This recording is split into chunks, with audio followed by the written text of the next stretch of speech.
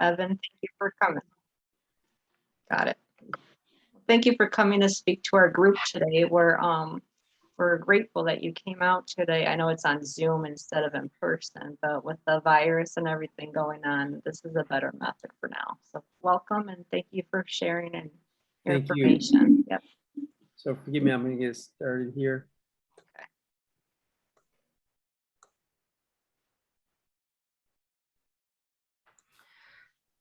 Yeah, adjust my camera a little bit so I can see everybody. Good.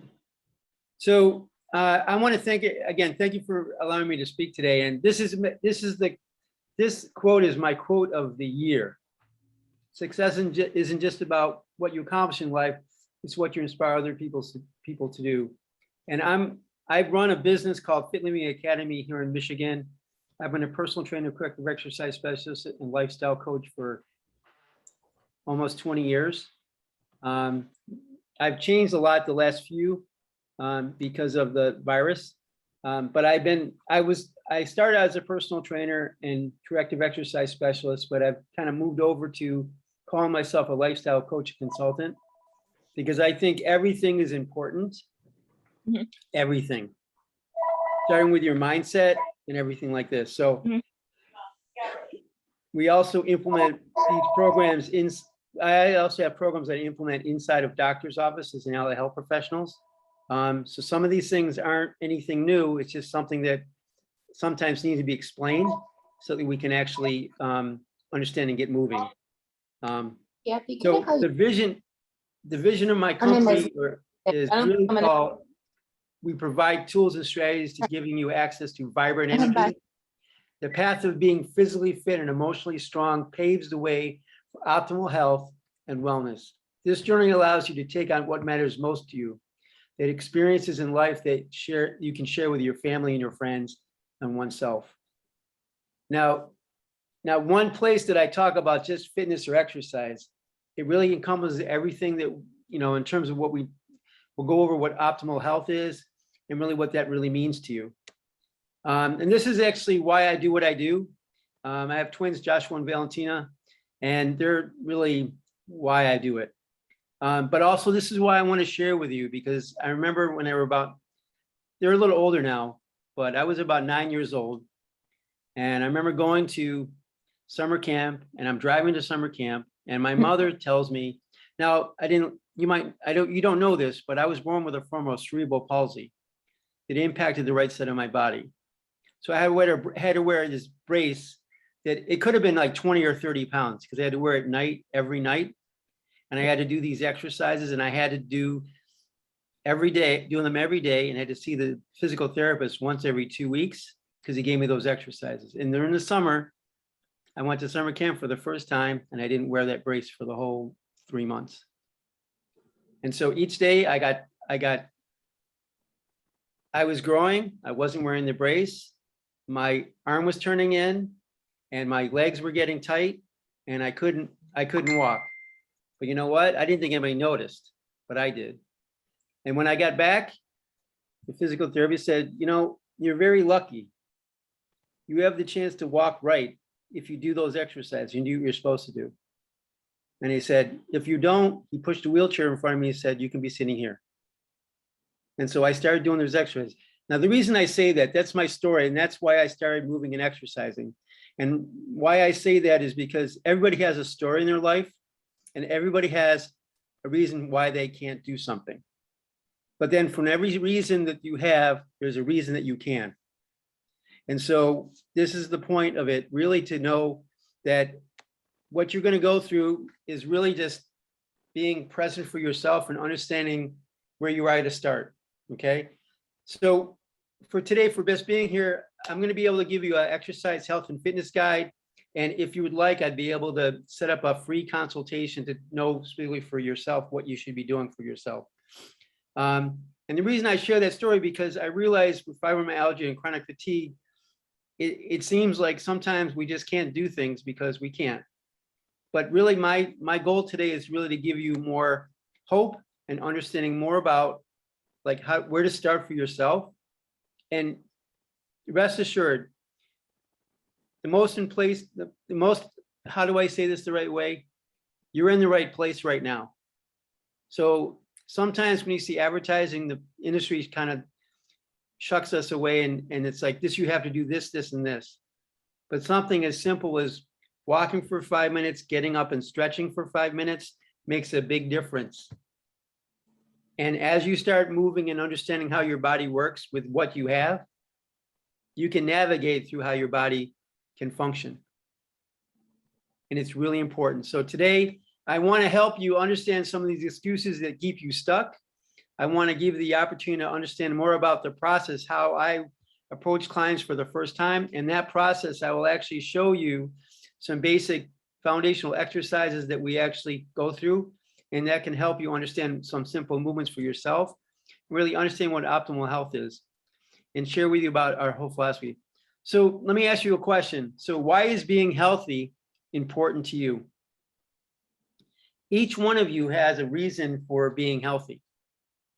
And sometimes if it was that simple, everybody would be exercising and everybody would be doing it. But because the exercise and taking care, eating healthy isn't really that important. What's really important is what you want to do with your health, what you want to do with your life, and really take on the most important thing. And the most important thing is our family and yourself. And, I've talked to Cindy, and I know that this is a great support system for you, everybody.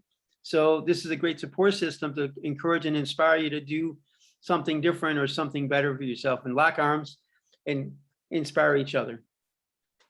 And again, wherever you are, it's a good place to start. So now there's no question.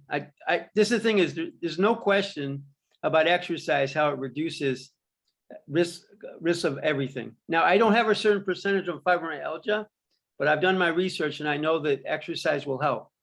Now, the type of exercise makes a difference on everybody. So we may be understanding more about what's the type of exercise best for you and knowing where to start. And so this is interesting because this is some of the most popular excuses I get. I'm too tired to exercise. Now, in the right intensity levels, at low intensity, you're getting more blood flow to the muscles and the joints and your oxygen throughout your body. You'll have more energy to exercise, to live your life.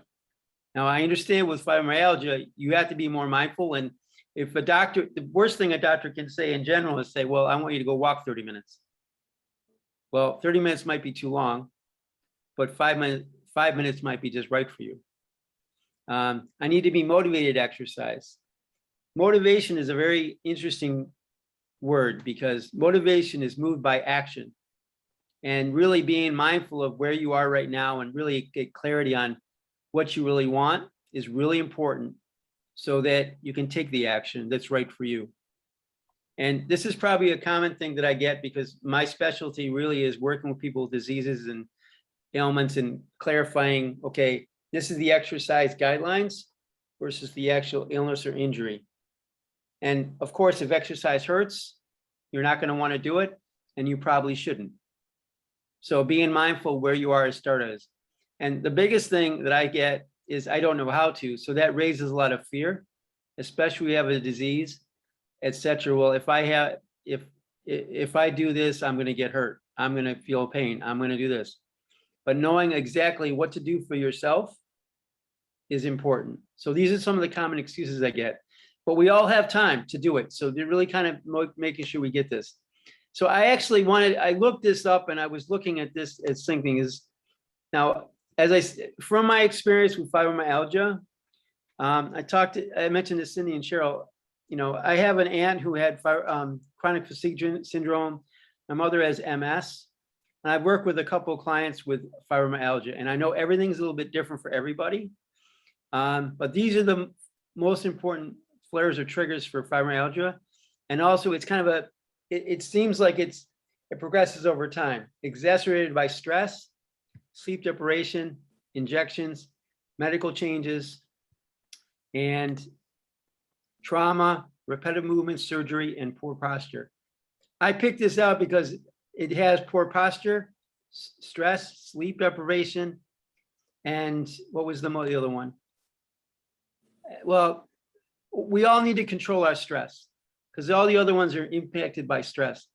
But poor posture, improving your posture will help you feel better. If we can look at ways to manage our stress, you'll be able to feel better. And the outcome of exercising in the right intensities for yourself, eating the right types of foods for yourself, and really part of this whole thing, and this is part of this whole presentation, really, you have to be in the right mindset to start. If you aren't in the right mindset, this is not going to work. So trying to get in the right mindset to help you, because each one of these things can be controlled through proper meditation, exercise, and nutrition. And all these things can be helped. And the outcome of that is that your body will get somewhat back in balance. And my expectation is that you'll be able to sleep better. Okay, because it's not that you can't just say I'm going to sleep better because you want to. Your body has to be working better overall. And I'm not a big fan of medication. However, I do understand that if you actually are working to try to improve your body naturally, there's a certain point where you feel like you're going to need medication to help and support that.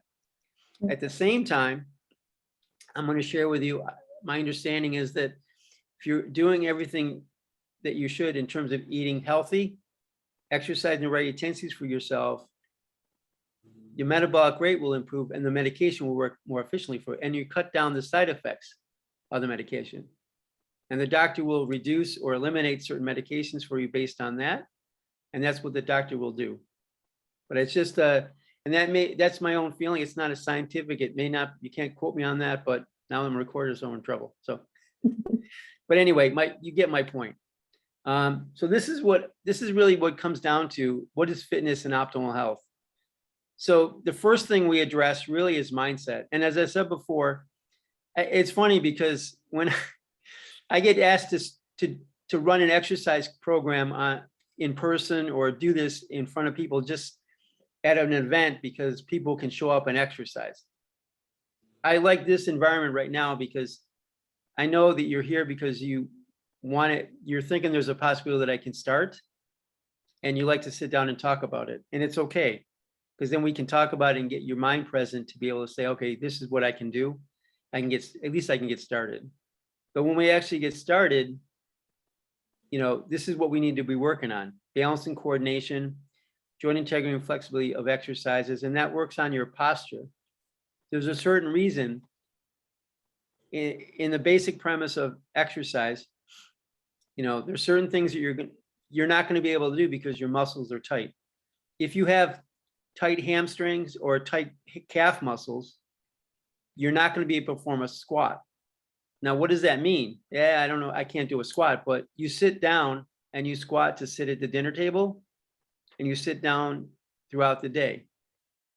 So if you plop down and instead of being in control of the movement, your posture is working better to support you throughout. So those are simple things. And then cardiovascular health in the right intensities works the heart and everything else, and it reduces stress throughout the joints, as well as the strength training in the right intensities. And then nutrition, that really comes down to balancing out the right meals, I always say eating fiber and protein and healthy fats at every meal. We're going to talk a little bit about that in a minute. And also understanding how supplementation works to complement the healthy eating and the exercise. And because we're getting in balance hormonally, it allows us to sleep better. And optimal health is really what our goal is. It's the absence of disease and making choices to help you move towards being healthier in the absence of disease. So I just said that optimal health is a holistic focus with the aim of attaining the best possible health outcomes, supporting healthy behaviors, and not merely the absence of disease, but you making positive choices toward your health on a regular basis.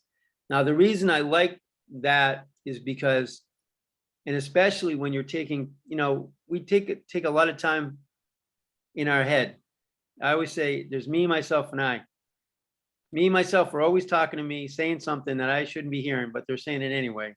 But I'm the one who has to make that choice. What I want to listen to, how I can convert with them. So exercise to me is probably one of the only times that I feel like I'm with myself, or meditation. And a lot of things can come from that in terms of when you start enjoying it more. And I know I get people laughing at me. It's like, I'm never going to like it. I hate it. It's no good. But trying to find the right thing that you enjoy doing yourself. And sometimes just creating that possibility of what's possible for me that I can do. So it's really important. So this is the guideline for exercise. The guidelines for exercise are 150 minutes per day per week. Forgive me, I lost you all. 150 minutes a week, which is 30 minutes a day of exercise. Now, this is general guidelines, so we're going to be a little more specific about fibromyalgia, but really incorporating resistance training, cardiovascular exercise, and flexibility and posture. So strength training should be done, I actually have it written down before, 2 to 3 times per week, working all major muscle groups. Now, I've always been this because when someone starts, it's never is how much you can lift, but how you lift it and how you push it. And you can do some great exercise with your own body weight, even standing here and doing this and pulling your arms just like this without any weight and thinking about your back, squeezing your shoulder blades. Now you're strengthening your back muscles just by thinking about that. So really being mindful how that can stretch and look at that. And then exercise, strength training, and then cardiovascular exercise should be done. They say 30 minutes a day. However, again, who I'm talking to, 30 minutes might be too long. If you have trouble walking, well, I have it on the next slide, I think. 30 minutes a day, starting with 10 minutes and increasing the intensity on a regular basis. And then, so I kind of look at this, the best exercise for fibromyalgia. Again, I'm going to say this over and over again. The best place to start is exactly where you are. Really, if you're starting out low to moderate intensity to high intensity without sacrifice energy or pain. The most important thing is we want to be mindful of movement and feeling your body and what you're putting in that, because a lot of times we make excuses of why we're not doing something, and because we're not doing other things, we're sure not going to be able to do it. But sure enough, if you actually start, if you have trouble walking, then you can bike on a recumbent bike. Swimming is a great exercise for fibromyalgia. However, I'm just going to share with you, of course, if you don't have access to a pool and the advent of getting into a pool and getting out, I'm not putting that out, but those are things that, okay, what's best in the stretching and flexibility of activities. That's posture and knowing there's simple stretches you could do. Now, I put yoga and strength training down there because those are certain activities. I remember when I first started my personal training certification, the teacher that taught me, she says, there's 2 different types. There's fitness and there's yoga and there's strength training or bodybuilding. Now, if I talk to you about bodybuilding, you say, that's crazy. I'm not going to be a bodybuilder.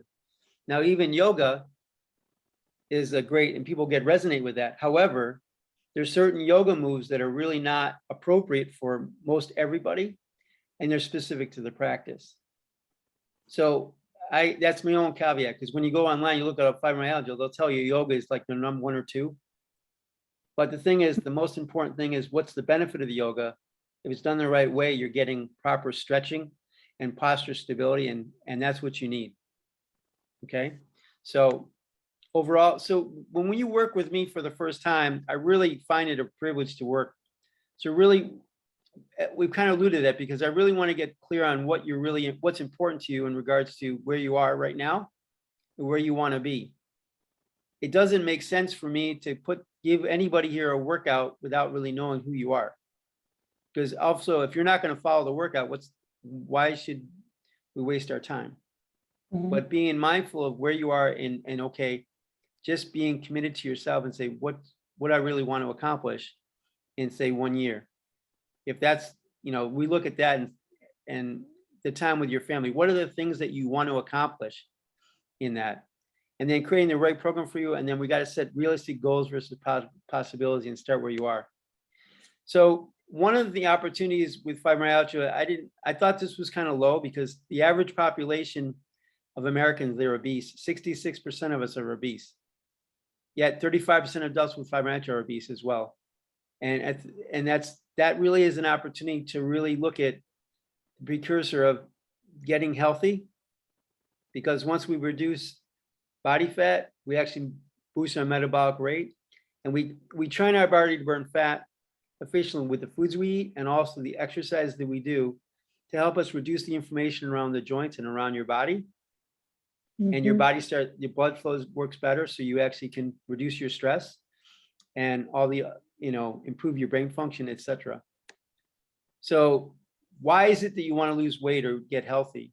Most people, getting healthy, if everybody, the thing is, everybody was going to do it, everybody would be doing it, but that's why it's important for you to really, my suggestion is to write down get a journal and write it down. Why is it really, what do I really want to accomplish in 1 year in terms of the benefits of me taking on an exercise program, healthy lifestyle program?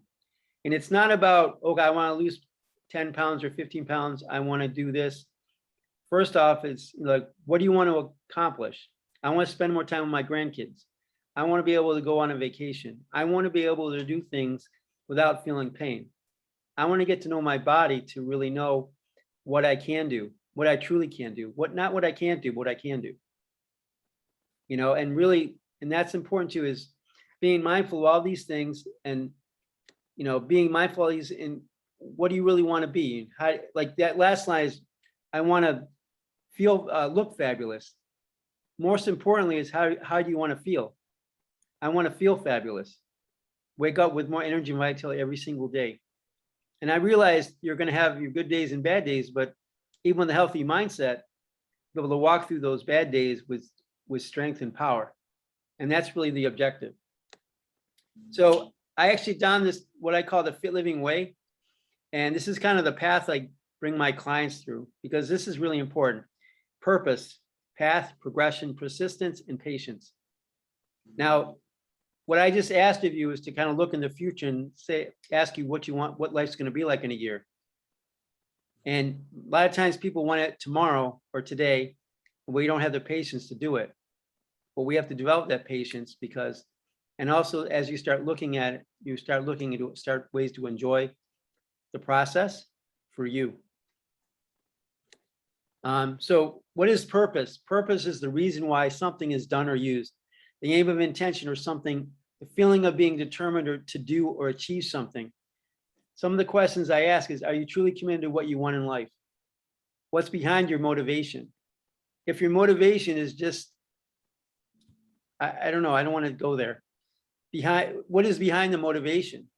Is it just to be able to get ready for graduation, your grandson's graduation, or your son's graduation? Or is it really for you to be your best self every single day for the people around you? What does being healthy mean to you? What will life be like for your family and business in 1 year? These are really important. If we're not addressing this purpose, sometimes we can give you an exercise program and get healthy, but that's not what's driving you. So being more understanding of that purpose.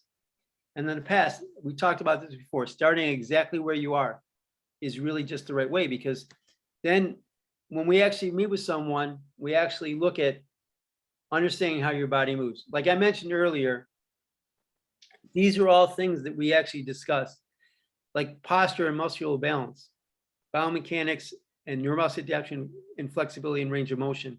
All these things are really important because there's a reason why if you have, like with fibromyalgia, there's certain times that you can't do certain things or certain ailments that you have, and being mindful, what if you can't do a certain exercise, there may be a reason for it. Maybe your hamstrings or glute muscles are tight and we need to stretch those out.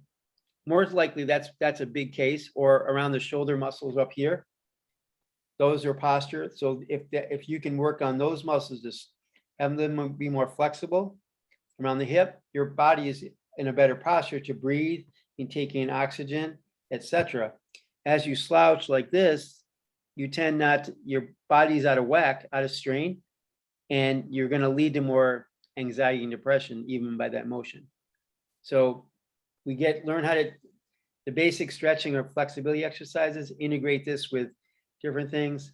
Then we actually improve on, try to look at how exercise impacts that.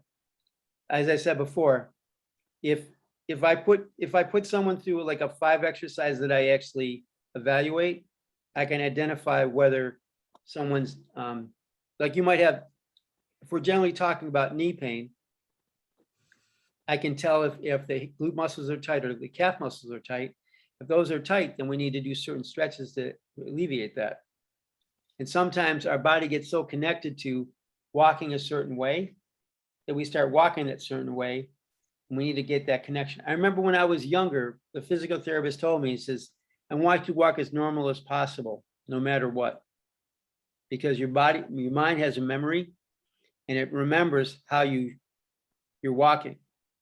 So you train your body to walk the right way. And as you start stretching and exercising, it's all right.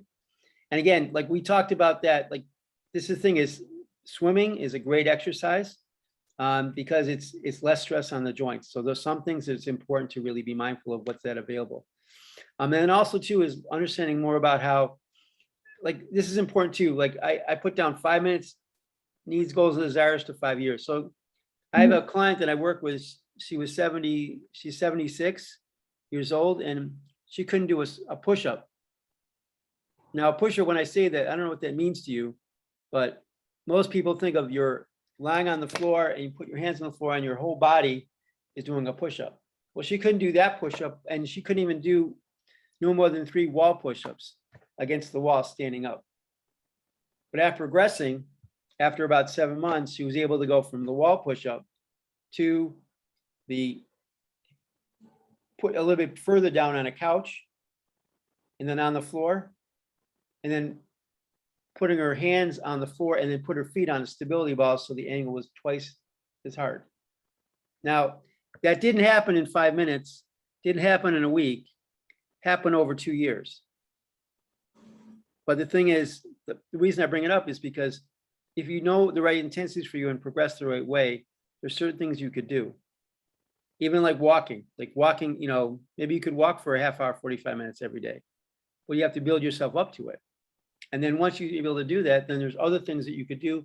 If you ride a bike or do things that you can enjoy doing more so as you're training your body. And that's where the nutrition comes in to really help you out. So progression, really, this is important too, because this is the big thing. When I tell people think about going to the gym and working out with heavy weights and doing these things. That's not the premise. The premise is really progressing and doing something on a regular basis. The principle of progression helps you create a workout plan that will be more effective in reaching your fitness goals.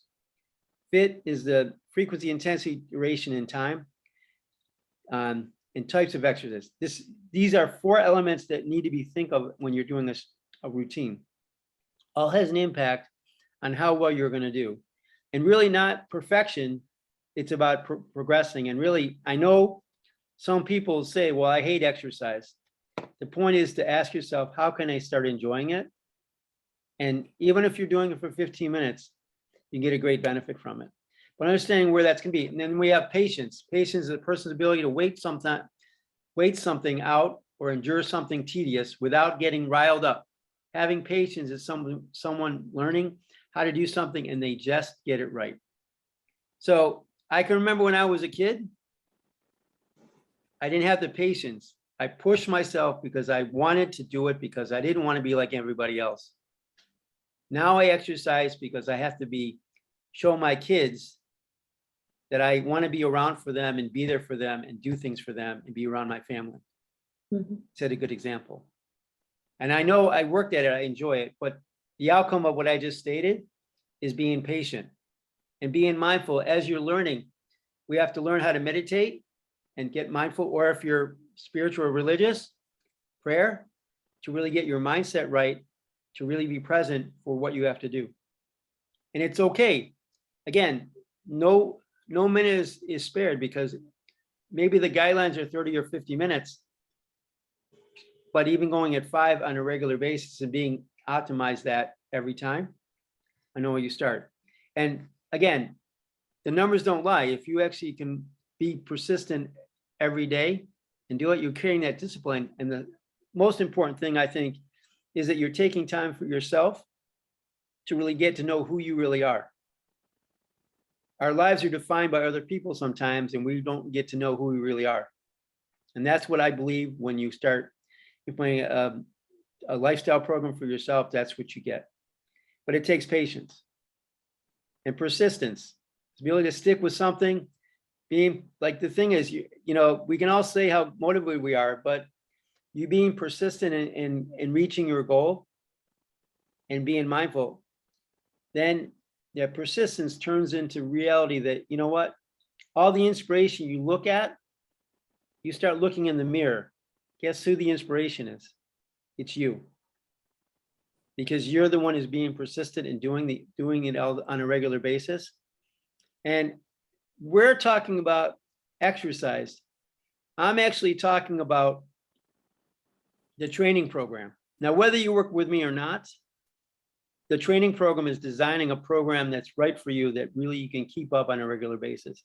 Like if you attended a yoga class or you attended a swim class and you went there on a regular basis, the instructor will give you exercises based on the days that you come to give you proper rest and recovery. And there's a reason for that, because we don't want to push too much, too hard, too quickly. We want to give your body time to recover. So the thing is, being mindful of that makes a difference. You cannot fall in love with any one workout. In some areas of the training program, you're going to hate, but it allows you to be present for the future self that you're living right now. So what I want to share with you right now is some of the obstacles that people find.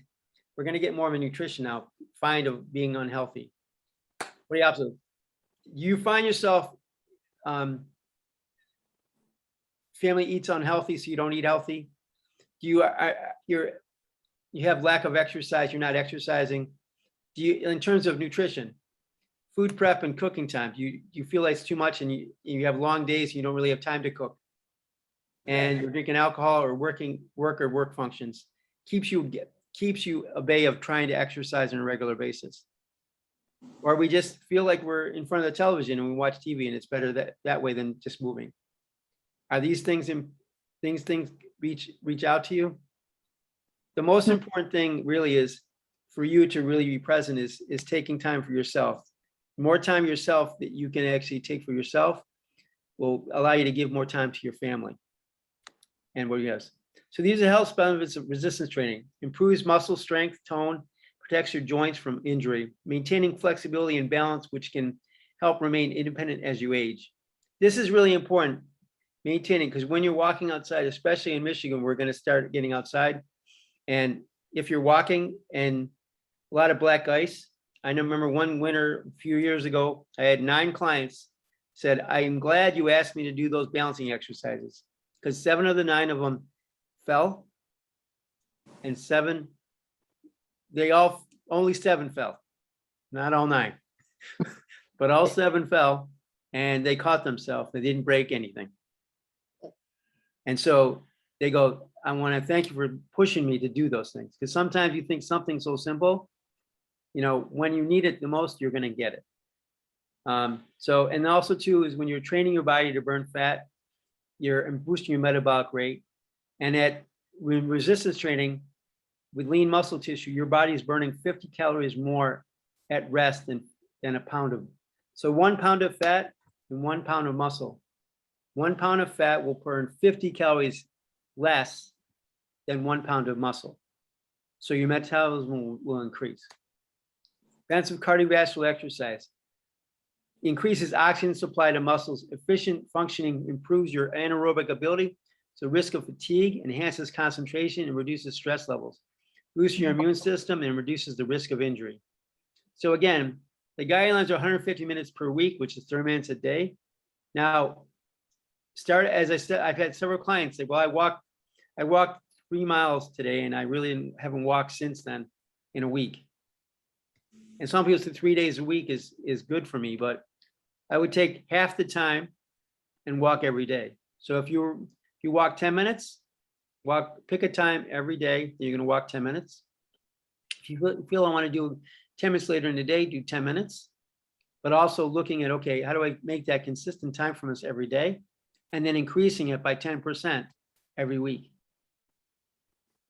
Again, you're getting time for yourself, the discipline of doing it for yourself, then you know what? You have something to be proud of for the day, for you. And so I want to share with you about our nutrition program. We follow components. We have something called the TLS Lifestyle Solution, Weight Loss Solution. And we follow these 4 components: low glycemic impact eating, which we also want to make sure we improve body composition. We have supplementation, and really part of it is we educate people on how to eat the right types of foods. Now, the low glycemic impact eating is really important because it is designed really to reduce inflammation around the joints and around the heart. And that's really, and actually when I was doing some research on fibromyalgia, that's the type of program that they actually suggest that people be on, because the bottom line is, and you can give it all a name, the bottom line is we're trying to teach you how to eat the right types of foods, healthy fiber, protein, healthy fats at every meal, cutting out processed foods and cutting out sugar. And I know that there's a lot of other things that go on with fibromyalgia, chronic fatigue, so IBS and celiac disease and all these other things. Yet the thing is most important to understand is, and I know gluten-free is a really popular term. However, I don't really like gluten-free. I don't think it's that important unless you have celiac disease. Because if you're having fiber and protein, healthy fats at every meal, and cutting out processed foods and cutting out sugar, there is no gluten. There is no gluten.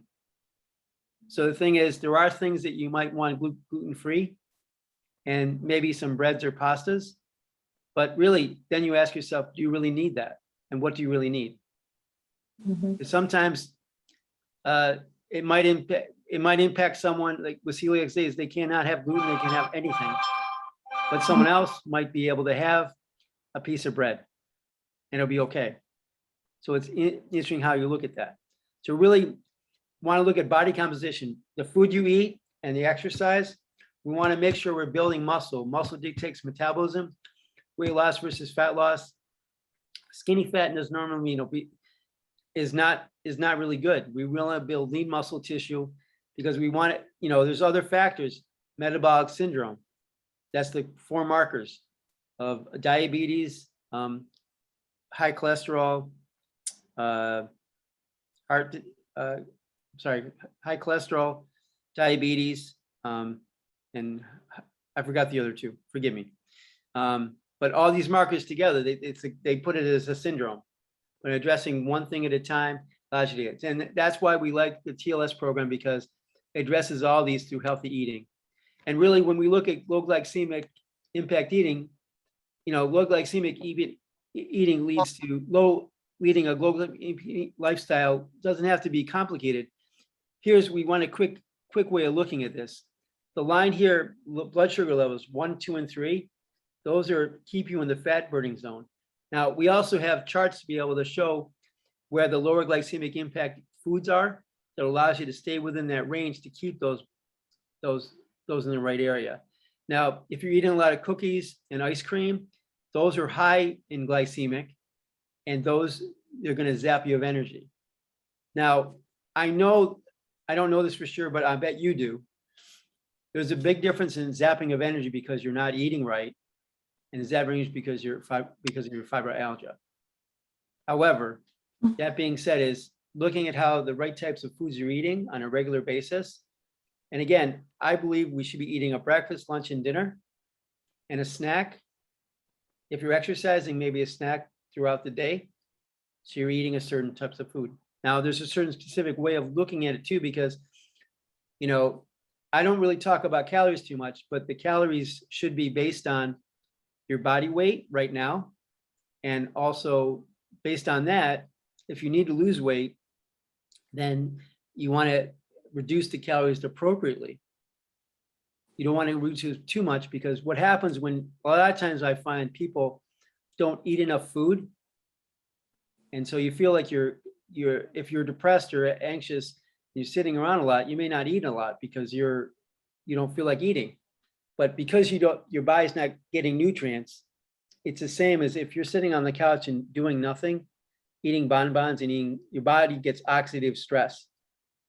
Now, if I'm running a marathon, I don't eat right, oxidative stress forms and my body breaks down. So just because I'm exercising doesn't mean that I'm going to be able to recuperate. So you want to be able to eat the right types of foods, fiber, protein, healthy fats at every meal. And technically speaking, the formula you'd use to kind of calculate how many calories you might need would be your body weight times 10, actually 11, but just say 10, body weight times 10. Now, that's how many calories you should be taking in during the day, the right types of calories. Now, if you don't take those calories in, your body actually goes into starvation mode, and it holds the body fat, because it says, hey, listen, Evan, I know you're working really hard. Your body's under all that stress, but we don't know when you're going to need this. So we're going to hold this body fat for you. When you actually need it, we're going to give it to you, but not until then. And that's also too, when we're looking at water, your body is almost 70% water. So making sure you drink enough water every single day, about half your body weight in ounces. Let me say it again. Half your body weight in ounces should be in drinking water. Now, there's several people out there that say, well, coffee is water, tea is water. This thing is drinking water with lemon, hydrating yourself is the hydration. And really, I challenge you, grab a glass of water and drink it slowly. And then when you're done, take a moment and see how you feel, or feel how you feel. You're going to feel refreshed just by drinking a glass of water. And so these are things we need to make sure we're doing so we can actually balance our hormones out. And so we have programs with a chart that shows you what kind of food you have. And the idea is to balance the foods out so that you can eat on a regular basis. Again, the same thing applies. If you have too much, most in my experience, it's not that people eat too much. We eat the wrong types of foods, but also we're not eating enough food. And that's really important. So with our program, we actually have program and recipe guides. And actually, I can give you like the health and fitness guide.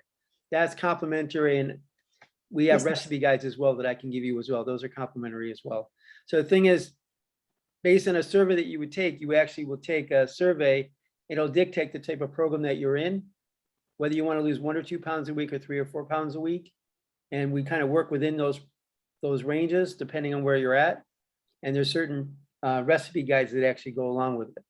So it's like basically learning how to cook for yourself, the right types of foods. Then you also have opportunities to have meal delivery services for you to be able to help you do that. And sometimes, well, it's the biggest investment is you in yourself, to really look at teaching yourself how to eat the right types of foods, going to the grocery store, buying the right types of foods for yourself, and being mindful of what you're really actually doing. And so these are all the things we have for that. Health is a daily practice. It's not a 30-day diet. And see, as I said before, I say this again, it's really important to really be present, to go be good with where you're at right now. Because where you're at right now, you can start and you can begin. And with progression and getting to know your body, how it works, you get to really enjoy your body. And then also you enjoy people around you more. And I know that the thing is, again, it's really truly time for yourself. Sometimes it's better than reading a good book. And really, I mean, actually, when you're reading a good book, it allows you to enjoy the good book more. And so that's kind of where I'm at on that. And then also with the program that we actually have supplements that actually help balance the hormones. So basically, if someone has poor dietary habits, hormonal imbalances, cardiovascular addiction, chronic stress, low energy fatigue, metabolic support, we all have something that we actually can help with that. And again, we cannot get all the nutrients from our food, but really a good place to be is eating healthy by eating the right types of, and honestly, I'm going to share this with you. It's challenging, because really you want to have, in terms of meals, the guidelines for fiber is 28 to 31 grams of fiber per day. 25 to 31 grams of fiber per day for male and female. And that equates to almost 9 to 12 servings of vegetables per day. And we follow glycemic is you can have as many vegetables as you want, but you really want to limit it to 3 servings of fruits a day, because fruits have more fructose, which is high in sugar. And my point of saying this, because that's almost 3 servings of vegetables at every meal. And when you cook the spinach or the vegetables, 1 serving turns to a half a serving. Mm-hmm. So it's like, so looking at different things you actually have to do for yourself. And that's also when you're exercising, you need to have certain nutrients in your body as well. So it all kind of comes together, and learning about yourself, learning what you need, and being patient, and all these things together. So I'm not sure how much time I have left, but I'm complete. So this is, if you would like to meet me on Facebook, I'm on Facebook here at this group. I can put it in the chat for you. I also would love to do a free consultation with you. And I usually do 2 with people. And really, there's no obligation. I can really kind of set up something for you to be successful and start something. And then there's my business card type thing. I have a business card as well.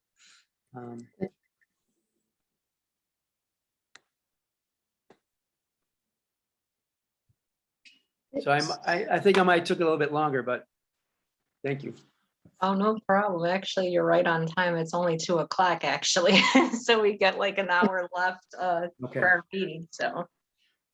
So, I mean, I realized it was a little bit longer than well, it wasn't that I took my time. I was not rushing through it, but just being mindful of that. Is there any questions you have? Or I do. that's good. I have expected it.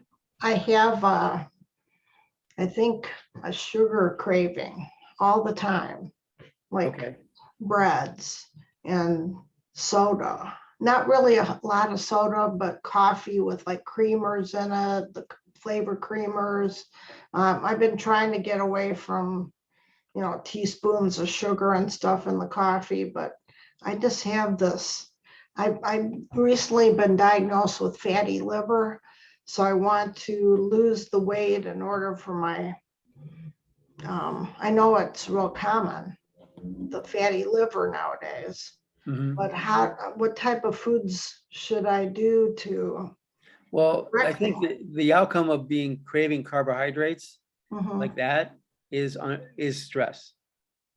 Your body's under stress. So the thing Okay. is trying to look at how you can eat healthier foods. Like, I mean, I don't want to be facetious, but it's a simple answer, is like trying to learn how to eat more fiber and protein and healthy fats at every meal. Okay. And then that's the biggest thing, is you're craving this. Your body's gotten into a habit of eating it. So trying to look at how you can look at ways to be able to do that. Yeah, it seems like every night, I want to have ice cream, and every night, I want to have the flavored coffee. There's nothing wrong with that. Yeah. I'm sorry. Yeah, I like ice cream too. But I mean, everything in moderation. I'm joking, I'm laughing, but it's like the serious part of it is you're trying to start new habits, which is a challenge in itself. Right? Yeah, it's. And then I do exercise, so that's. What do you do for exercise? Right now walking, and I also belong to a fitness class in Redford. By a fitness instructor. It's a senior class, and she goes through stretching. She does bands. She does cardiovascular work. She has us get down on the floor and teaches us how to get back up, in case you fall. So are you doing something exercise-wise every day? You're walking every day? During the pandemic, I did. I was really bored, and my husband and I, he retired, so him and I would walk every morning. Okay. Is it better to eat before you walk in the morning, or is it better It's to probably wait? good day. I mean, there's some scientific facts about that, because to me, I feel you should be eating on a regular basis in the morning. Yeah, However, if it doesn't make sense to eat first and a lot of food in the morning and then walk, because your metabolic rate's low. So like, Right. so you want to make sure you have enough. So it's good to eat on an empty stomach, but when you're done, the big opportunity is that you want to make sure you're eating within 40 minutes. Actually, it's between 10 and 45 minutes after you exercise. okay. Okay, it's very important. It's very important because your body is craving nutrients, not getting it. So, and your muscles in your body starts to break down as a natural impact of exercise. And it sounds scary, but the thing is, it's build it back up because it's craving nutrients. And so when you get the nutrients in your body, then your body starts, responding in a positive way. I also enjoy water aerobics. I belong to LA Fitness, so Okay. So you're getting a lot of activity. That's great. I kind of got away from it though. It's like they closed down for such a long time. It's kind of, we were in a routine of going, but I haven't really gone that much lately, but. Well, we've all, we've actually, sure, all of us have gotten out of our comfort zones the last year and a half. So being present for that and like acknowledge you for walking on a regular basis and doing what you're doing. I mean, it's just like the nuance of, I did a wellness program in our church a few years ago, and I was working nutritionist, and I know it when I was working at Lifetime Fitness, they had a big advertising campaign, and I know that it's within 45 minutes after exercise, and they advertise this, get a shake downstairs within 45 minutes. But we did this wellness summer, and then the nuance was the nutritionist said, it's really not 45 minutes, 10 minutes. So, I mean, the thing is, and people think about nutrition all the time, not. I found that I did do a pre-diabetic class through the Kidney Foundation. Okay. And I did that. It ended right last February when the whole pandemic thing started, but I had lost like 18 pounds. And it seems like I put it back on because I was journaling, writing every single thing down that I ate and drank. And I kind of got away from it. But now I think I'm going to go back to writing it all down again for myself to be aware of what I'm eating. And well, that's when I told you I offer a free consultation. When I meet with someone for their first time, the precursor of me evaluating where they are is I give them a homework assignment and I ask them to write their food down for like 3 or 5 days, because it's important for you to be mindful of like all the good things you're doing right now. I mean, like you want to be present to see what you're actually eating. And I want you to acknowledge the good things that you're doing. Because like right now, I just share with, forgive me, but you're acknowledging all the things that you're not doing right. And which it's not the things you're not doing right. It's the things you're doing that you're not doing right, but the things that you are doing right that you want to expand on and understand more. And then look at, okay, how can we help that more by tweaking it? When you actually write the foods down, you can see the things that you're doing right. And there's 1 or 3 things, everything in moderation. Well, if I was talking to a bodybuilder, he might talk about a cheat day. If I'm talking to you, if I'm looking and saying, okay, 90% of my calories throughout the week should be really good food. If 10% of my calories a week, I can eat whatever I want. Okay. I mean, nothing's perfect. I mean, but then again, also depending on the situation, I know I have a friend of mine who has celiac. She has 70 or 80 different allergies, and she knows what she shouldn't eat. But then she says, well, I don't feel good today. What'd you have? I had French fries. I had Diet Coke. Like, she can't have it. Wow. But I mean, and I'm sure I'm guilty of doing things that I shouldn't do. I know I shouldn't be doing either. But being mindful of that, because we have these cravings, but it's like being mindful, being present, and acknowledging to do the things you enjoy doing. Like, Cheryl, seems like you've got a physical activity is really well covered, but being mindful of like the outcome, walking, The question is, how do you feel after you exercise? I feel good. I Okay. feel better. If I sit around and not do anything, I feel horrible. Yeah. But as soon as I go for a walk, I feel great. Yeah. You know, I that- feel so much that's better. also, but that's also too, is depending on the activity levels the instructor puts you through. There's certain days that normally you're going to feel more tired than others, which is understandable, because generally speaking, under normal circumstances, your body, your muscles break down, and then it need to recover with proper nutrition and hydration. Within 24 to 48 hours, you're going to feel a little sore. Yeah, I think my problem is I know I don't drink enough water. Okay. I have to force myself almost like to drink it. It's like so blah, you know. Well, that I just don't. I got used to drinking more water, but also too is if you look at from a plan. So if you're eating a breakfast, lunch, and dinner, having water at every meal as Mhm. well, that's three, you know, that's 24 ounces of water almost, either 8 ounces or 10 ounces. And the ideal is you want to have half your body weight in water. And then also, like you think about breakfast, lunch, and dinner, that's 8 ounces, that's 24 ounces. And then when you exercise, that's another 8 or 16 ounces. So you're already there to like 60 ounces of water a day. And if you kind of look at that as maybe a plan of action for yourself, you're going to start getting the right water. Now, truth is, even if you're not, and I know when I say this, because I've had clients that are, you know, in my previous life, I used to be the metabolic specialist at Lifetime Fitness. We had a computer program that would actually tell you how many calories your body need to take in. Mhm. And that computer program would tell me, ideally, I'd say, okay, well, you're 175 pounds, you should be taking about 1,750 calories.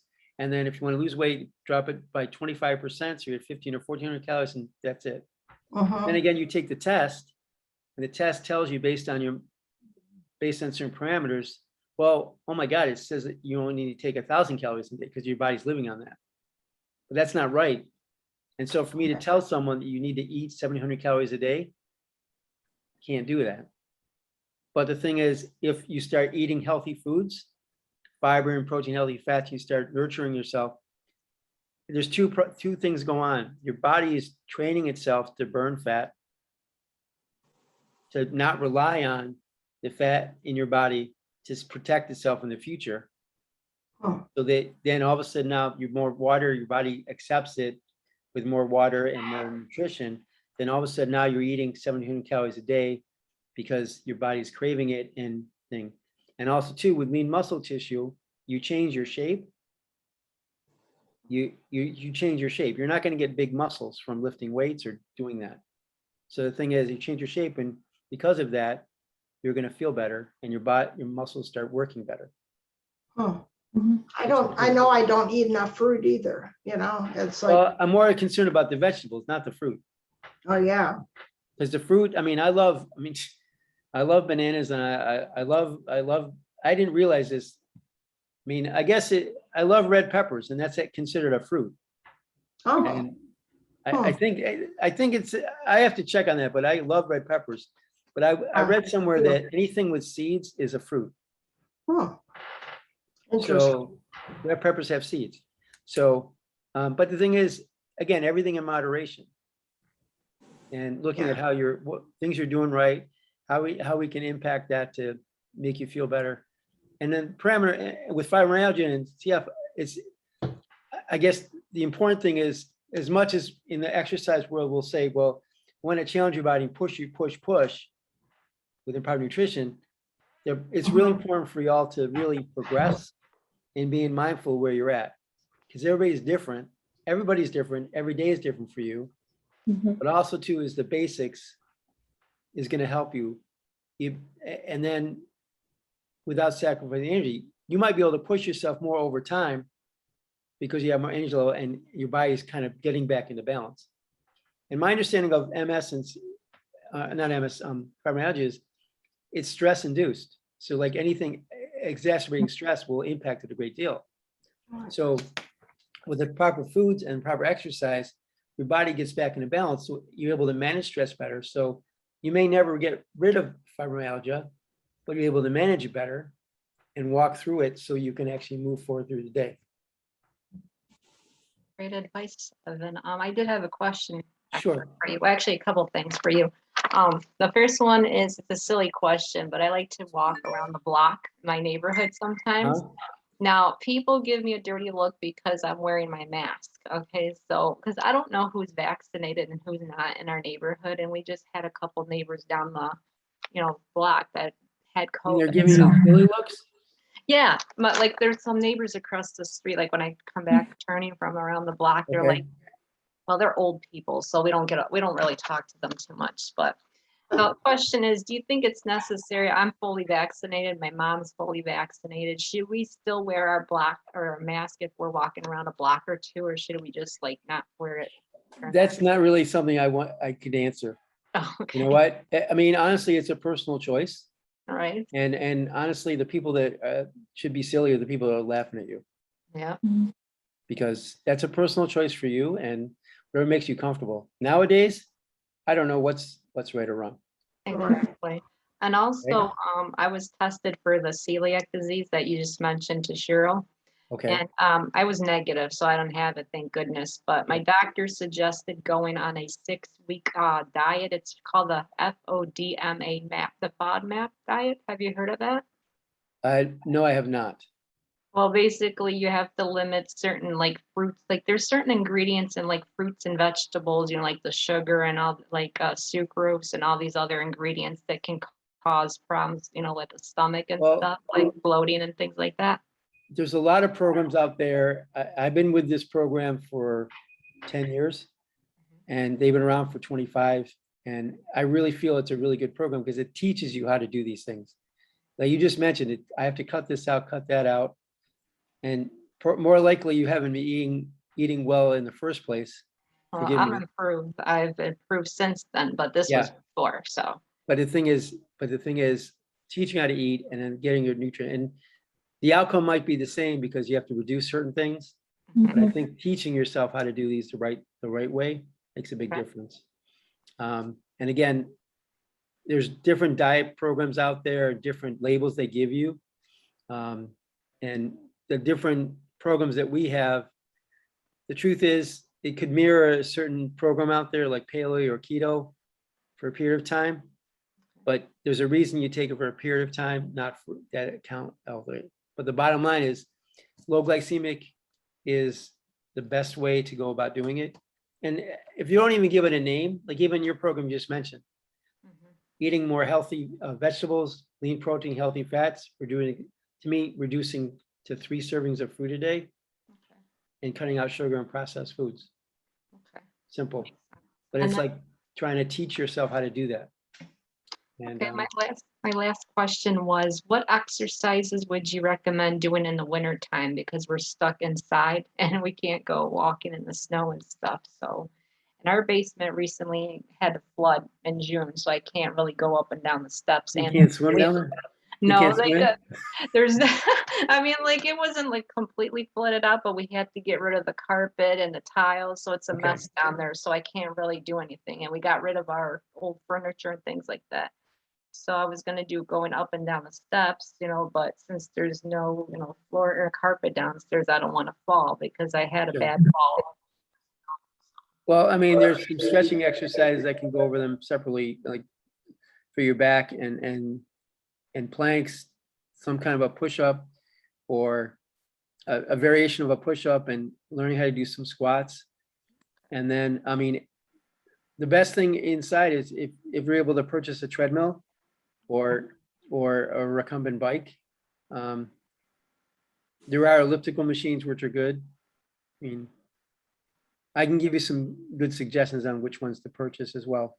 But the thing is, being mindful of like what you want to do, what your space is. And if you can walk downstairs, that's great. If not, then figure out what you're going to do and that's it. So that's it's a little bit different for everybody, but I mean, basically doing a simple 15-minute routine where you're stretching out your back and your shoulders and your hips. The 4 basic exercises really are push-ups to strengthen your core and your back, and then a certain back exercise, and do some form of a squat exercise and just something to stretch out your shoulders Mhm. and your core muscles. All those kind of improve your posture. And then also, I mean, also too, is if someone has trouble walking or something like that, even just getting the motion of walking in place. And so you can actually stretch out the muscles in the ab muscles and getting connected to the hip flexors to really lift your legs up and down to walk normally. And also that's a great exercise to help you walk more efficiently. Because like the thing is with people, when you walk, you want to look 12 to 8 feet in front of you so you can see everything around you. And you want to walk at the right gait, but sometimes if you're really tight, you might shuffle, or you sit down a great deal, you might shuffle, and you're not using your full gait. So you're short stepping it. And ironically, you're looking down, you have more chance of tripping Oh, than it. So there's certain exercise you could do to kind of make sure that you're actually walking right. You'll be walking faster because your gait is more efficient. And that can be achieved too in the pool as well. So I notice I get the shuffle with my legs sometimes. Like I would walk funny, and my mom will be like, "Do you notice what you're doing? Like how you're walking?" I'm like, "Sometimes I do, sometimes I don't, or I'm used to it." and you probably for that better term, I'm sure when you're walking quote funny is when you're tired. Okay. I'm just assuming that because it's like usually when you're on point, you're walking fine, but when you're tired and not thinking about it, you don't walk. So that's also the reason why you want to be able to stretch the calf muscles, because you want to prevent the toe drop. And then also learning how to, when you're walking, to improve your gait, it allows you to get your muscle memory. Okay. That's good advice. Thank you. Yeah. Are there some good exercises you mentioned about stretching your calf muscles? I've done physical therapy because my hamstrings are really tight, Mhm. and it's like I think they had me like stand 1 foot in front of each other, and then put the one leg back farther to stretch it out. Yes. Any other suggestions on stretching calves and Well, those are hamstrings? good exercises, but one thing I like stretching is like if you put your elbows against the wall, so your elbows are flush against the wall, and Yeah, then you're going to actually drive your hips back and drive your feet through the floor, take okay, your toes off the floor. So you're not going to have much movement, but you're going to stretch out the calf muscles and the soleus and the gastrocnemius. The gastrocnemius is the muscle that attaches from the bottom of the foot to the mid part of the calf. oh, The gastrocnemius is the calf muscle itself. But the thing is, you're stretching those muscles right there. And then you're also getting yourself connected to your ankles. yeah, I have plantar fasciitis and heel spur and tight hamstrings, so I'm tight like from my waist down to my feet. And So- this is important, and based, Cheryl, what you just mentioned about how, I mean, if you're getting back into exercising in that group, I'm going to anticipate that she's doing things and stretching in the group as well. Right, But also too is the nature of when you do the exercises, you might be, after a certain, like the group class, you might be tighter the next day than you were before. And if you okay, don't, it accumulative, the more you don't stretch, the more it accumulates. So you might feel tighter all along the way. So that's part of the, even after the group classes, trying to make sure you're stretching a little bit more afterwards, maybe Okay. 5 minutes, that's it. But I mean, it's important because that's something I've seen that. I remember having a client said, well, she had to have, doctor told her she had to have knee surgery because she had knee replacement. I go, why? Well, she says, my knees are killing me. And we just started stretching. I stretched her hands. I said, she walked 6 miles a day for 35 years and never stretched once in her life. Wow. right, right. And we just did some stretching. And then after she went to the doctor, she said, well, we can put this off. You don't need this right now. I don't think people are taught how to stretch properly, because Oh, we I don't do. remember. We I don't do. remember. No listens. Oh, I'm just saying, in in the past, I don't remember ever having anybody teach me about stretching. So I just get up off the couch or off the chair and just walk for a mile. You know, you're going to be sore Yeah. because your muscles are going to be tight from doing it. But I mean, it's a cumulative thing. I mean, I shared with you earlier about what I have. I mean, if I didn't tell you, you wouldn't notice. But the thing is, there are certain times when I'm very tight, and I chose, like, I used to ride bikes like 50 miles. I did for about 10 years. I was doing like 200 or 300 mile bike rides for MS and cancer research. And I chose bike riding because it was easier than running, because I couldn't run more than 10 miles. Because I really had to stretch a lot more after when I was running. But the thing is, that was a choice. But at the same time, because you're sitting down all the time, your hips and calf muscles become even tighter. So it's ironic, I still had to stretch. But you know, it's important, and it doesn't need to take a lot, just something a little bit every day. And based on what you told me, it seems like you're very physically active. So that's even more important why, and that may be precursor, because if you're exercising a lot and you're not eating healthy, your body's deoxidative stress forms. It's the same thing as sitting on the couch and doing nothing. That's the precursor and that's the thing. I mean, when I was at Lifetime Fitness, we were doing this metabolic testing with all the trainers in the country. It was like 70 of us. It was like 6 trainers that ran marathons, and they all had knee injuries or pain in their knees, hips, etc. And the calculation based on that, their metabolic rate should be a certain place, and it was like in the crapper because they weren't eating anything. They weren't hydrating, and their body was breaking down. And really, that's what happens when you have a disease or illness. Your body's breaking down and something's wrong. But if you're healing it with the proper nutrition and hydration, it will help you feel better.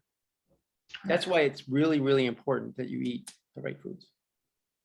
I had one more last question for you, Evan, and Janet too. One more last question. I promise.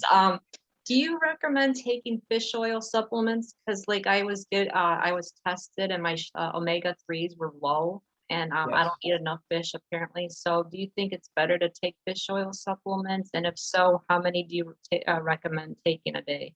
I don't remember what the actual recommendation is. It's I have a website I can send you. We have supplements, but the thing is, you want to get the nutrition from your food as much as you can. We know we can't do it. The fish oils are important. I mean, it's good for brain health, it's good for cardiovascular health, and also in terms of muscular recovery. So there's like 9 essential nutrients that you need. It's a multivitamin, vitamin E. I think I remember all of them. Vitamin E, a multivitamin, vitamin D, magnesium, vitamin B, and vitamin C, a probiotic, probiotic, and I think I'll stop right there. But I think those are all kind of necessary as basic function. And so, and also too is, and I learned this from a chiropractor, because I'm not a doctor, I'm not, and you go by the labels, right? And the doctors don't know anything about nutrition.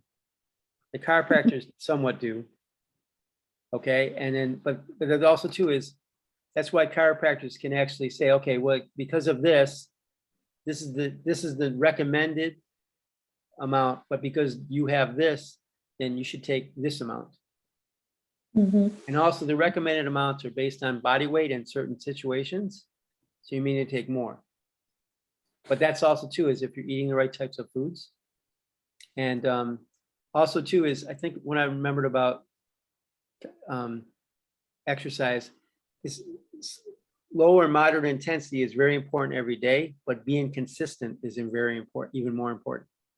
And that's, to me, it's like, I always look at this because when I'm talking to a group like yourself and other people, it's like the general guidelines of exercise are this, and they say, well, the general guidelines, they try to promote and get your attention. So exercises that are right for you for fibromyalgia.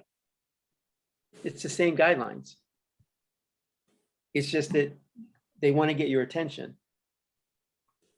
And so being mindful, and that's also important when I say that, is being mindful that it's good to start where you're at. So now it's like being mindful of how to progress. Because some people, I mean, it happens all the time. People doesn't exercise on a regular basis. They push themselves too much and they get fatigued and tired for 2 or 3 days and they're tired. Where someone like yourself, you could do the same exercise and you be fatigued and tired and more so for like a week or two, right? Right. So that's also too being mindful of, okay, I can push myself to a certain point per day, and that's also why it's important to have someone to be able to guide you sometimes. Because either you're going to sit on the couch and do nothing, or you're going to push yourself too much and say, oh, well, this, it's like to sit on the couch a lot. So kidding, not really. Thank you so much for speaking to us, Evan. We appreciate Thank you you. coming out. And Janet, I had a quick question for her before I forget. What was the name of that supplement, that garlic supplement? Because Mary Lou wanted me to ask you before I forgot. Gosh, garlic supplement. I just take, hang on, let me unmute. Oh, She was unmuted before. Oh, you Yeah. were. oh, You can unmute. Yeah, I did. there you go. You were on There you go. unmute anyway. Well, no, it says mute, so I don't know. Anyhow, I took garlic because it kind of helped with the rosacea and it helped with bugs, like your mosquitoes and things like that. But when you take garlic, it's like a blood thinner. So you want to be careful. You don't want to take it with fish oil at the same time. Fish oil is more of a supplement. It is more like a blood thinner. I might take it with like flaxseed oil, thinking it's better to take the garlic with the flaxseed.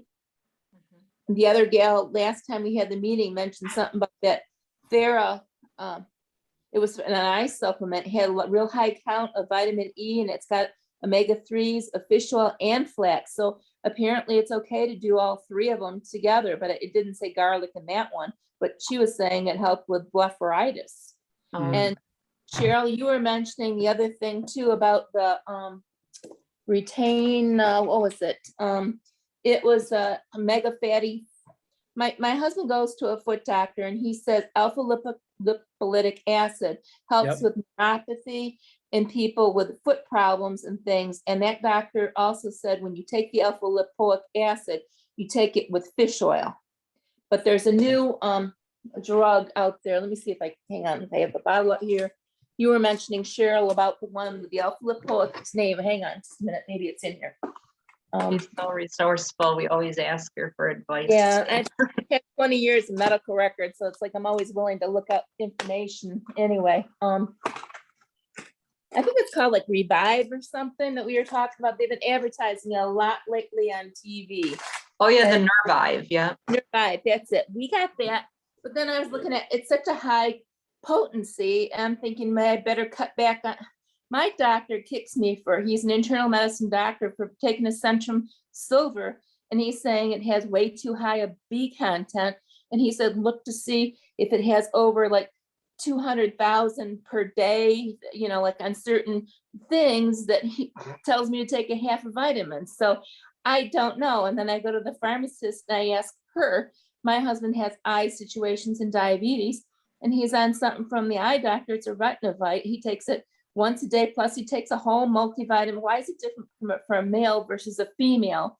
And I'm showing low iron counts, and they want me to take iron. And then my doctor does the blood panel, and he sees the hemoglobin is a little bit elevated. I have restless leg, and he's so stupid. He tells me not to take any like iron. And then I go to U of M doctor, and he says, go ahead. It's like everybody's so, and then my U of M doctor says, well, fire your internal medicine doctor. And it's like, because, and I laugh at all this stuff. It's nutritional things. So it makes me want to research things more. I exercise. I got x-rays in my feet. I have osteoarthritis so bad in the foot bones that the long bones of my foot are turning so bad that I'm extreme flat foot. So I want to exercise. I get on an exercise bike. I use a Suzanne Summer thing, and I do things with weights, but it kills me to do the yard work with the maple trees that we have uneven ground. I I have one leg that's shorter by 1/4 of an inch, so I've got an insert from a shoe. I've gone to Mass Shoes to get my shoes specialized, and it's like my knee is going down with this leg issue. My hip is osteoarthritic. And The when you exercise, do you do anything to Yeah. stretch out your low back and your glutes? Yeah, I tried to, and the physical therapy, Plymouth Physical Therapy, I went to them for quite a few, when I told them I had this hip problem. My brother had his hips replaced at 50 and I'm 60, okay? So I'm lucky Okay. that it's only the one hip.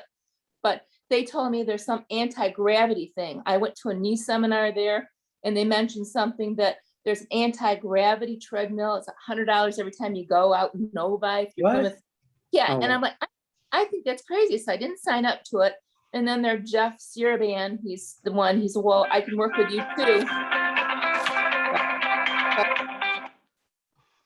I Sorry. slap, I mean, I want to, I have fibromyalgia, but then we also have doctors like Torgosa that comes on staff and talks to our group that says most people don't have osteoarthritis with fibromyalgia. And I think that's a hoax because there are a lot of us that have other factors other than fibromyalgia. So I'm showing Well, with, like my point of today, and I realize your frustration and I acknowledge you for that. It's like, you have to look at where you're at and looking, okay, what do I have to do for myself? Because it's like, to me, it doesn't matter what disease you have. Mhm. It matters that, okay, what can I do? Like when you mentioned about neuropathy in the foot and the osteoarthritis in the foot, if you have flat feet, you're gonna have more chance of if you have flat feet, you're gonna have more chance of knee injuries or things like that, and hip replacements because you're flat feet. And then also looking at ways to be able to stretch out your ankles and your calf muscles. And it's generally speaking, the hamstrings and the glute muscles, those are stretched out, and that's to be done on a regular basis. Right.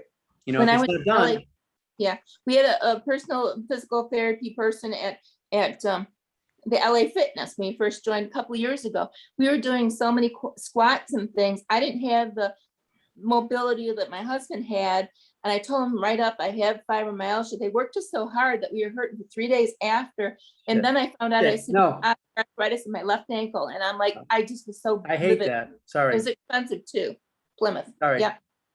No, I Thanks. mean, I used to be a manager of personal training in big box gym, and I've dealt with a lot of trainers, and I know that there's a certain way that you do things, and it's like, I mean, they promote a lot of testing. How many squats can you do? Well, if you can't do a squat, well, what's the point of doing it? So I'd rather teach you how to do it. Yeah, I'd rather do it softly and slowly than hey, you've got all these reps and hurry up, get through it. You've got only an hour or a half hour with a the person's working you, and that's what we dealt with. And my husband is obese. I'm obese. He is too. And it's like he was having a hard time with the whole thing too. So we're like, they were very pushy there. And now it's ours changed to Sposa or something. It's changed names. It's not LA Fitness anymore for some reason. So Cheryl's probably still is. I don't know, but.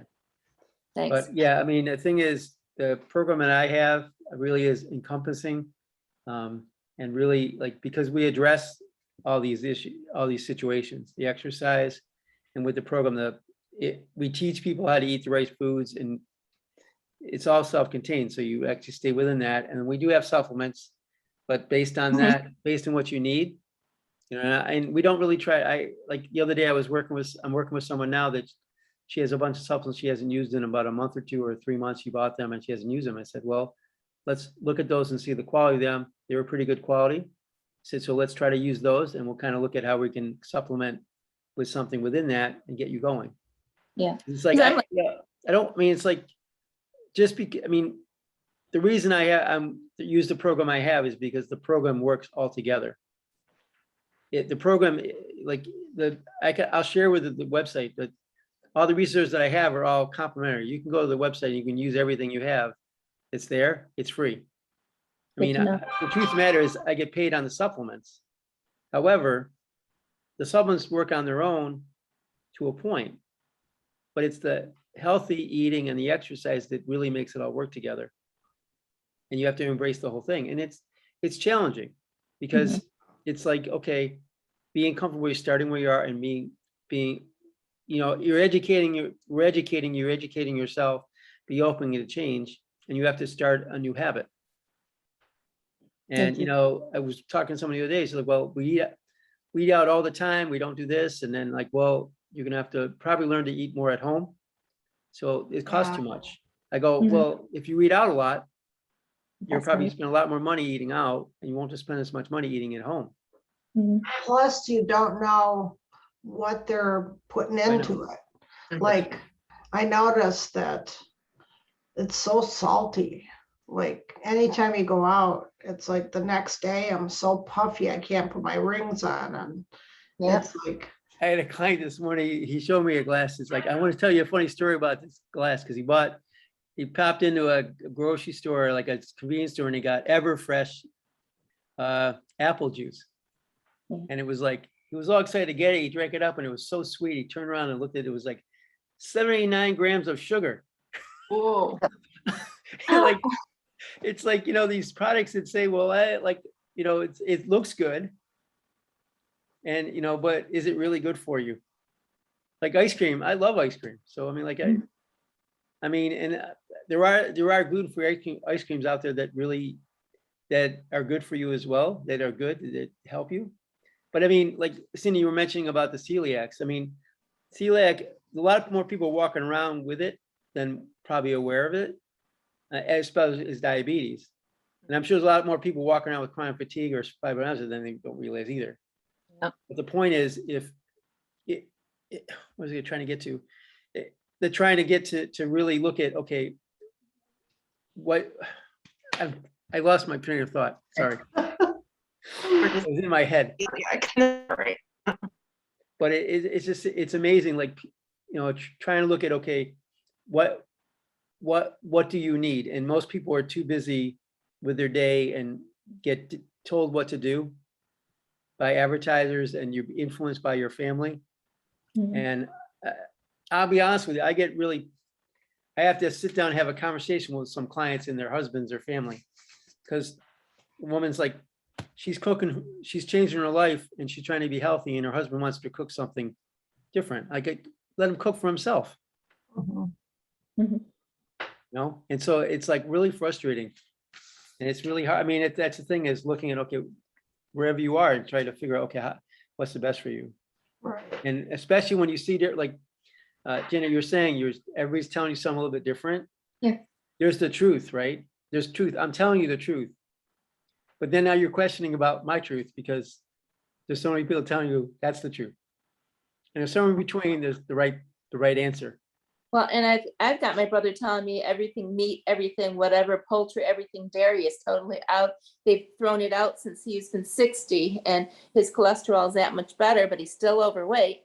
I have a hard time. My husband's kind of a meat eater and we haven't given up everything. I know everything in moderation. So Well, it's red meat double-edged. is the question for me, but turkey, salmon, fish, turkey, salmon, chicken.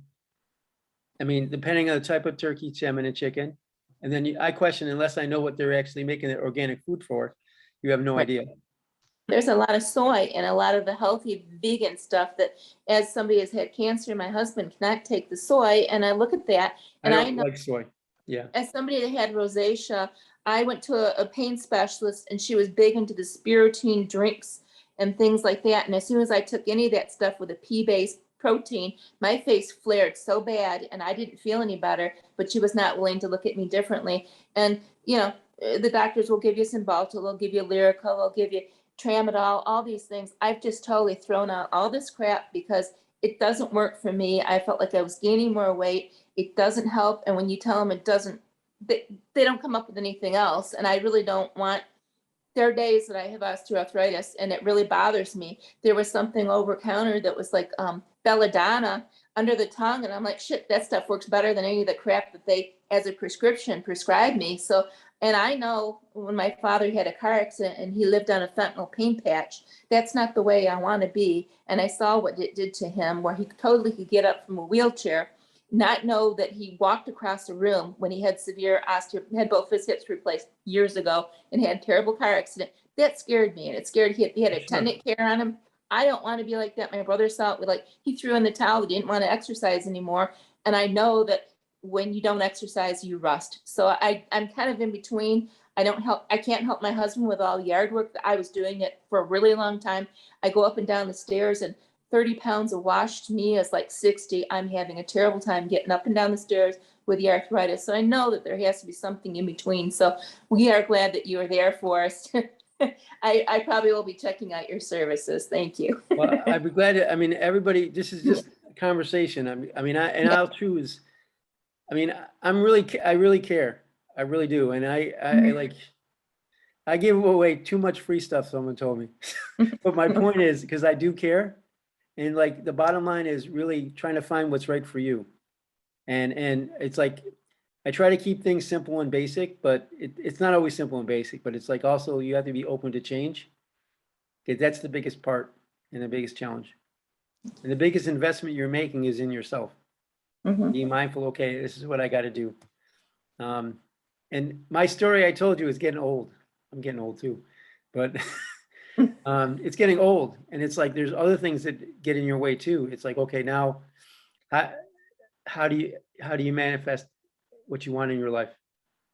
You know, and we get caught up in these things. So that's why you have to start enjoying what you're doing in the present moment. When you're exercising and taking ones. If, you know, there's different ways to do the laundry now, right? There could be. But also too is if you're exercising the right way, it'll give you more energy. That's the point. Yeah. And I then mean, I told everybody, my family members, oh, get the pedestal to your washing machine and dryer. We never did that for our son. what? The pedestal, the part that raises up a washing machine and a dryer, so you're not bending. I'm bending over my knees every time to get my stuff off the floor because it's like front load. Yeah. You know, so with having the arthritis, with having the quarter of an inch off on my feet, one leg than the other one, I'm paying for it. And I'm looking at all the tools, and my parents used to have the things that pull an extra thing out of the wash. I'm using it, the extra thing to pull a sock up or a leg up on something. I'm using exercise equipment just to get on, pull a leg up to get onto the stuff. So it's like all these things. Also too is like with that's also why it's important too. Like there's probably 3 or 4 exercises that you can do in 10 minutes every day. They can help you with around the hip flexors and the hips to give you, and also getting engaged with the core muscles. Because when you're leaning forward, if you're plopping forward like this, your muscles are engaged. So then you lose your balance, and then you're really, it's the tightness. And so sometimes it's just 1 or 2 things. And again, what I was telling Cheryl before is trying to acknowledge what you're doing right. Because it sounds like you're doing a lot of things right, but you're just focused on all the stuff that wasn't going right.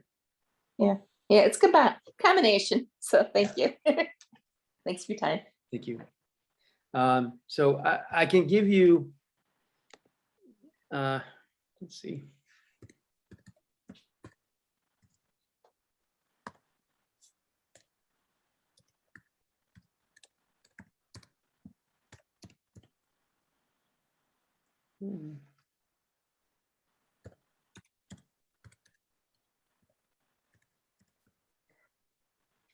I forgot. I should have this copied. But Janet, you said that the garlic, was there a garlic supplement you took, or just? Yeah, it's like that odor-free garlic. It helps with the skin. A lot of products have rosacea, you know, with rosacea, have a garlicky smell to the creams and whatever. This way you're doing it, you know, internally, and then you don't have that smell in your body when you, you know, sweat, whatever, and it helps. So it helps off. Yeah. Is there, oh, go ahead, sorry. No, go ahead. I was going to say, is there a particular name that you use? Because Mary Lou says that you said that it helped you last time at our meeting. So. Yeah, it helped. My mother-in-law's father had asthma so bad, she didn't let him take the garlic tablets, and that he would take the real garlic. And his asthma got so bad, he had an attack at her house and he passed away. And she kind of was upset because she didn't let him have it because he stunk. So I think it helps with the mosquitoes and the bug bites, the black flies and things like that. So I just use like Nature Made, something. It was like buy one, get one free at Kroger. That's what I will do. Okay, thank you. Yep. Thank you. So yeah, I have, like, I'll offer each one of you a free consultation. With that, I'll give you the health and fitness guide that we have. And then also too is we have certain supplements that I can actually give you free samples to as well if you wanted to try them. And the thing is, this is not about me trying to sell anything, but just being mindful of like what you might need. Mhm. And really get get you started in the right place. So I had fun today. Thank you so much. Thanks. You too. Thank you, I Evan, hope for you enjoyed it. coming. So thanks. Invite me again and we'll talk about something else. Thank you so much. Thank Or you. yeah, I mean, the thing is, if we can narrow it down to a little more specific thing next time, I wouldn't mind talking about something specific too. And maybe addressing some more specific issues that people might want to address even more specifically. Very good. So, Yeah. Feel Thank free you to for- email me all those resources too, so I can send over to the group and video as well. So, okay, no- great. no I rush left on that. my, so the resources, I left my business card there, my digital business card. Those are there and I can actually give, like, I would like to do the survey with people if they want to do the free guide. But if that's the case, then we can do that. And I'll be glad to send it over to people. Good. Thank you. Thank you so much. Thank you again, and see you guys at our next meeting on the 23rd Good. on Zoom. Bye, Doctor. Sure. I was gonna Bye call now. you Doctor. Thank I'm you. sorry. Bye, Evan. I'm so used to seeing all I'm just these Evan, no doctor. Thanks. All right. doctors. Bye-bye all. Bye. Talk to you all soon. Yep, see you later. Bye. Bye-bye.